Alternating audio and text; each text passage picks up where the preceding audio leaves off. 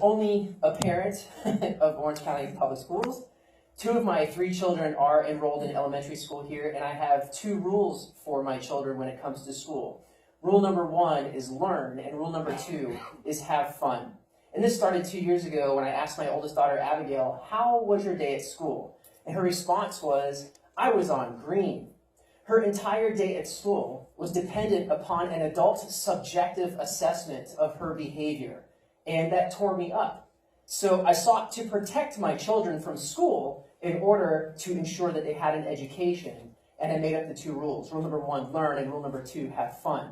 I would then allow everything that is good and right in education to work, and I would fight against anything that was wrong in education.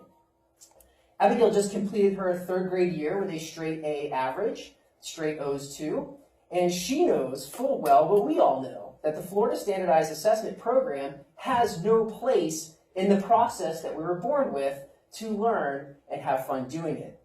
On the evening of the last day of school on June 8th, after several attempts for closure at an earlier time, I received the phone call and the email that Abigail was to be retained in the 3rd grade. But I was ready. See, over the past 3 years, I have been one of the many parents who have attempted to fight what is wrong in education. Many parents have spoken to you about this fight. Many parents have invited you to join this fight.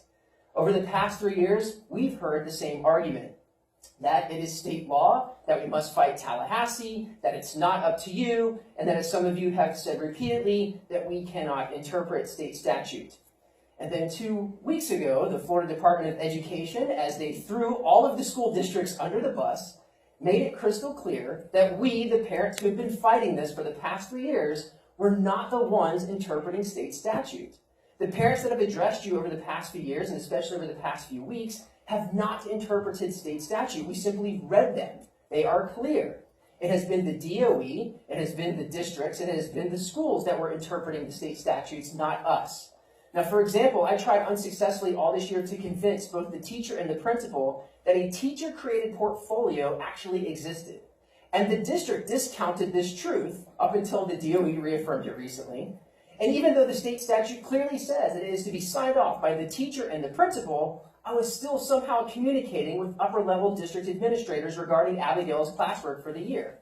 Even to the very end, it was not me interpreting state statute.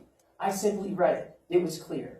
And now, because of the hard work of Abigail's teacher, the patience of her principal, and a few special people here tonight, including Mrs. Robinson, and because of my commitment to justice, Abigail, my straight A student who loves learning and fights for what is right in education, is to be promoted to the 4th grade. 45 seconds. It took a lot of back and forth. It took far too much stubbornness on my part, but we did it.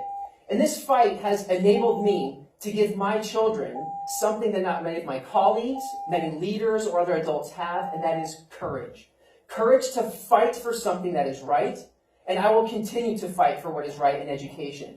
I will protect a student's love of learning, protecting the teacher's professionalism and authority, and I'm proud that my children are fighting along with me. Thank you.